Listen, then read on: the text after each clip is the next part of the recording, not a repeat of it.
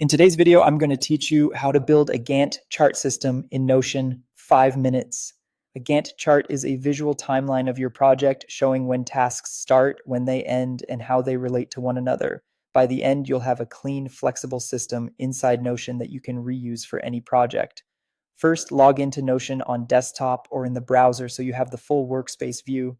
Once you're in, look to the top left and click the small drop-down arrow next to your workspace name. This opens the workspace menu. From here, choose Templates to open Notion's gallery.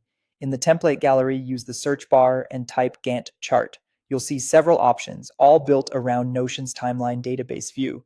Pick a template that matches your style or needs, then click into it to preview the structure. You're looking for a database with at least a name, start date, and end date, plus a timeline view. Click Add to bring the template into your workspace. If prompted, choose where to add it, then open the new page once it's created. You should now see a timeline with sample tasks. Start customizing the chart so it fits your project. Rename the page, adjust the view name, and remove or archive any example tasks you don't need. If you want to keep the original for reference, duplicate the page and work in the copy. Now add your own data. Create tasks as new rows, give each a clear title, and set the start and end dates. You can drag the bars on the timeline to quickly adjust dates or edit them in the date properties for precision. If you see time fields, you can ignore them unless your plan requires hours. Add task properties that matter to your workflow.